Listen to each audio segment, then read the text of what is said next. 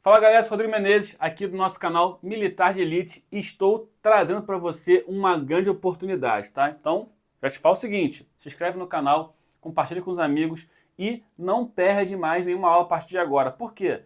Nós vamos daqui até a prova DA, já estamos fazendo, né? Uma bateria de questões 100% inéditas e, cara, com todos os tópicos sendo abordados. Quando eu falo tópicos, não é somente assuntos, não é somente PA, complexo, aula de somente questões de termo geral, somente questões de soma dos termos, somente questões, por exemplo, como hoje, qualidade de uma função, como a próxima aula, função composta inversa, tudo será abordado para que você chegue lá com muito mais condições de fazer ali o índice 24/24, quem sabe 96/96 na prova geral da EAR, galera. Então aproveita aqui, se inscreve no nosso canal, porque você vai ter muito a ganhar até a prova da EAR, tá bom? Uma intenção aqui de maneira direta, sem mais delongas, vamos lá para as questõezinhas aí sobre qualidade de uma função que eu separei aqui para a gente começar. Olha aí. Qualidade de uma função, então, na nossa aula de hoje. Vamos ver aqui o que nós temos aqui de questão. Olha aí. Dentre as funções abaixo definidas de R em R, podemos afirmar que a única função que não é nem par, né, não é par, e também não é ímpar. Então ele quer, aqui não é par e nem é ímpar. Então vamos lá. Se liga no seguinte, ó.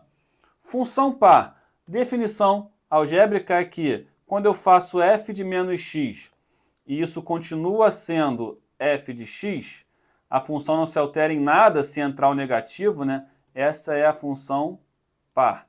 Enquanto que se eu fizer f de menos x e toda a função trocar o sinal, toda ela, né, sem exceção de nenhuma parcela, nenhum termo, nada, nem ninguém, virar menos f de x, essa é a chamada função ímpar. Tá legal? Então eu quero a função que não é par nem ímpar. Só para te lembrar também pelo gráfico, eu posso tirar isso, tá?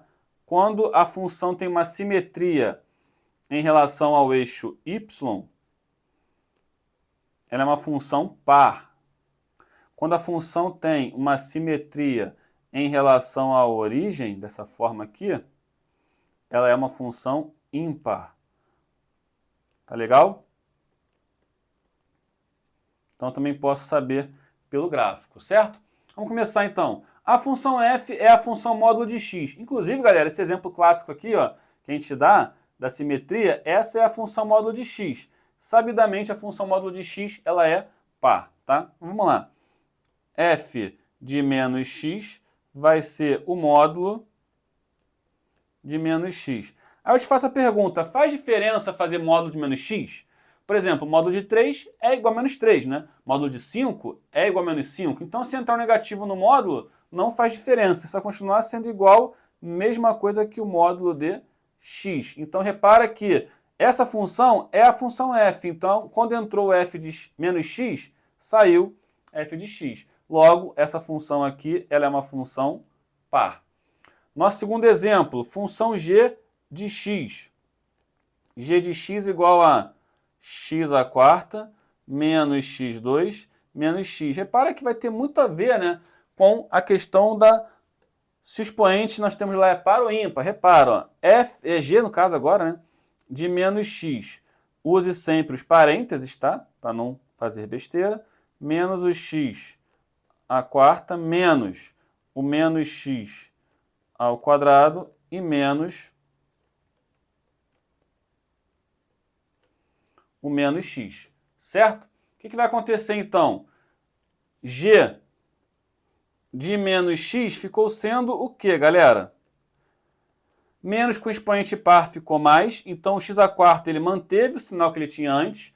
Aqui vai ficar menos, com expoente par vai dar mais, com esse menos de antes vai dar menos. Menos x2, então o x2 também manteve o sinal, porém o que era menos x virou mais x. Ou todo mundo troca de sinal, ou ninguém, né, inverte o sinal. Não pode ficar somente esses caras aqui, né? Esses caras mantêm, né? E esse cara não. Só parte manteve o sinal, outra parte não. Então ela não é nem par, nem ímpar. Então essa já é a nossa resposta correta. Ou todo mundo troca o sinal, todo mundo sem exceção, ou ninguém troca de sinal. Essa é a condição para não ser, né, nem par, nem ímpar. Porque se todo mundo troca o sinal, é ímpar. Se ninguém troca de sinal, ele é par. Quer ver, por exemplo, a letra C? Na letra C, todo mundo vai trocar de sinal. Quer ver? É 2x3 menos x. Olha só. H de x é 2x3 menos x. Repara que todo mundo vai trocar de sinal. Ó. H de menos x é 2 vezes menos x ao cubo menos x. H de menos x é igual a menos x ao cubo, vai dar menos x ao cubo, né? Porque o expoente é ímpar, vai ficar negativo. Então vai ficar menos 2x ao cubo. Enquanto que menos com menos vai dar mais. Repare que se eu puxar um menos para todo mundo, ó, menos 2x3 menos x. Concorda que isso daqui é a função inicial que eu tinha? Ó. Concorda que é a função inicial que eu tinha? Que no final de tudo isso virou, então, menos a função que eu tinha inicialmente. Quer dizer o quê? Todo mundo trocou de sinal. Se todo mundo trocou de sinal, ela é uma função ímpar. Ninguém ficou de fora da troca de sinal. Ninguém. Você vai perceber que a função da letra D, x à sexta mais 2x2, ela é uma função par. X à sexta mais 2x2, P de menos x vai ser menos x à sexta, que vai voltar a ficar positivo, mais... Opa! Deixa eu apagar esse aqui que ficou feio. Mais 2 vezes menos o x ao quadrado. O expoente par vai fazer todo mundo inverter o sinal, então vai ficar x à sexta novamente, mais 2x2 novamente. Isso é a própria função inicial que eu tinha. Se ninguém trocou de sinal, sem exceção, a função é par. Então você pode perceber que realmente a função que não é nem par nem ímpar é a função de letra B. Ok? Então vamos lá. Interessante isso aí também, hein? Olha aí. Sobre a função f de x igual a 2x mais 3, definida em n, levando em n, ou seja, n é os naturais, né? Então é somente de n em n. Pode-se afirmar que... Então o que a gente vai ter para essa questão? F é uma função par? Não sei, deixa eu testar. F de menos x é igual a 2 vezes menos x mais 3. Todo mundo precisa manter o sinal para ela ser par, né? Ou seja, menos 2x, e já virou menos aqui. Já trocou o sinal. Misturou. O primeiro trocou o sinal, o segundo não, ela não é par nem ímpar. É uma função injetora. O que é? Vamos pensar no gráfico dessa função aqui bem rápido, tá? Quando eu posso pensar em gráfico, é só um mini esboço, né? É somente de n em n. Então, por exemplo, quando o x for 1, tem jogo. Quando o x for 1, tem sequência. Quando o x for 1, 2 vezes 1, 2 mais 3... Ih, vai lá no 5 já. Então, o primeiro ponto dessa função é 1 com 5. Quando o x já for 2, já vai lá no alto essa função, já vai lá em cima. Eu vou até tirar aqui Eu vou ter até que fazer um gráfico para ficar mais em escala, para a escala ficar melhor, né? Vou ter que fazer até melhorado aqui, ó. Eu não preciso nem fazer muita parte negativa aqui, não. Só isso aqui. Então, vamos lá. Quando o x foi 1, já deu 5, não foi isso? Vou até botar menos escala aqui, ó, nele. Já deu 5. Quando o x for 2, 2 vezes 2, 4. Mais 3, 7. Então já vai no 2 com 7. Então, por exemplo, aqui. Quando o x for 3, 3 vezes 2, 6. Com mais 3, 9. Então, 9.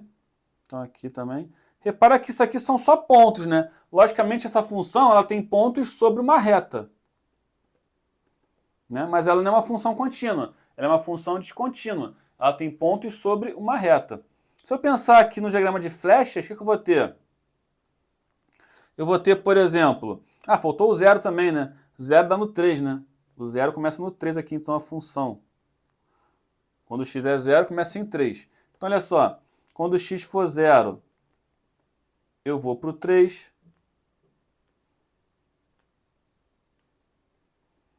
Quando x for 1, eu fui para o 5. Quando x foi 2, eu fui para o 7. E repare que tem um monte de cara aqui sobrando, né? O 1 sobrou, o 2 sobrou, o 6 sobrou. Tem um monte de cara sobrando aqui, né? O 8 vai sobrar, não tem como dar par nesse cara aqui. Vai ter um monte de cara sobrando ali. O que eu reparo, então? F é uma função injetora? É, né? Porque nesse aspecto aqui, eu só tenho uma setinha sempre partindo aqui bonitinho, né? Eles, cara, só tem uma imagem, ela é única, né? E não acontece aquilo, por exemplo, né, de dois caras possuírem a mesma imagem, né? Isso não acontece. Então, realmente, essa função é injetora. Ela é sobrejetora? Não. Por que não é sobrejetora? Para ser sobrejetora, todo o contradomínio tem que ser preenchido. E foi? Não. Tem um monte de elementos voando aí, um monte de elementos sem receber seta. Então, o contradomínio não foi igual à imagem. Então, ela não pode ser sobrejetora, está sobrando. O gráfico de F é uma reta? Também não. Eu não posso afirmar que é uma reta. Eles são pontos sobre uma reta. A reta tem que ser infinita, né? Tem que ser contínua. Então, são pontos sobre uma reta. Eu também não posso afirmar isso. Então, o que eu posso afirmar com certeza é a letra B, que ela é uma função que é injetora. Certo? Então, é uma questão interessante aí de função injetora, sobrejetora e tal. Uma questão bacana. Opa! Galera, lembrar para vocês aqui que essa é uma listinha que a gente considera que todo mundo já, né, já viu matéria toda. Então, por exemplo, essa aqui é misturar conceito de função quadrática com função bijetora e tal, que já caiu na EA. Então, assim, é revisão final, cara. Não tá na sequenciazinha de estudo, não. Você já sabe tudo, tá? Então, as questões podem ter uma mistureba aí de alguns mini assuntos aí, como essa daí. Olha aí. Se a função f de x igual a 2x2 menos 6x mais n, definida em, fechada em m até mais infinito, levando em 4 até também mais infinito, é bijetora, podemos afirmar que o valor de m mais n é. Então essa questão é bem interessante, olha só. Se eu pensar o seguinte, ó, se eu pensar, ela é bijetora, então acontece o seguinte com ela. Ó. Ela é uma parábola, logicamente, ela tem que ter só um dos ramos. Repara que ele vai do m para frente no domínio. Então ele pega, por exemplo, o ramo direito. E essa função ela tem concavidade para cima. Então é uma função que ficou com esse aspecto aqui. Ó. O ramo dela está indo para a direita e para cima.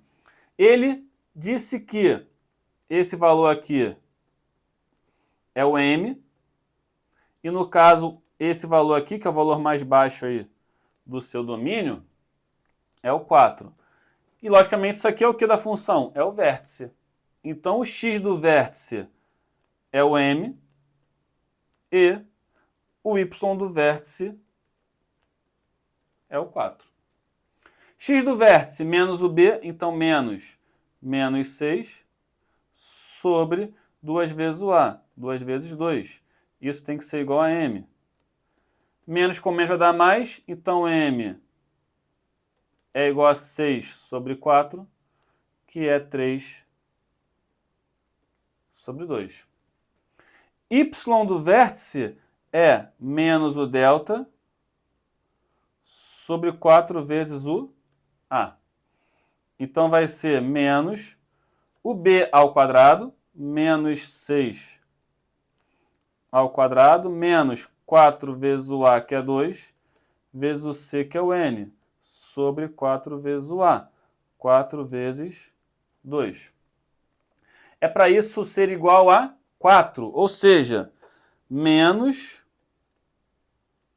36 menos 8n sobre 8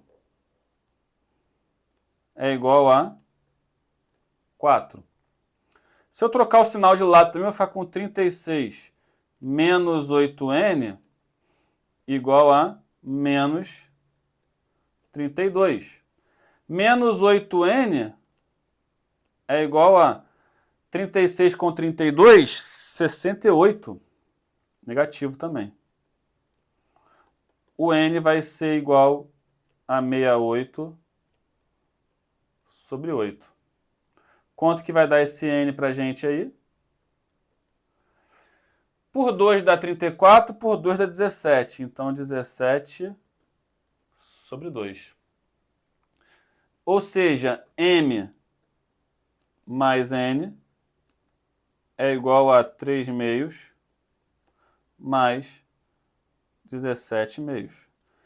M mais n é 20 meios. 20 meios dá 10. 20 meios, 10. 10 é a nossa opção de letra A para a gente, então. Certo? Questão interessante, já mistura essa parte de conceitos aí de função quadrática. Relembra também um pouquinho antes da hora, você vai ver também função quadrática, mas já relembra para você a ideia de x do vértice e y do vértice. Inclusive isso sendo atrelado à ideia de uma função quadrática ser injetora, bijetora, sobrejetora, certo? Até mesmo possuir inversa, tá legal? Então, galerinha, é isso. Se inscreve no nosso canal, curta o nosso vídeo, que eu te espero no próximo vídeo e nos próximos também, dos próximos dias, tá bom? Então, até a próxima.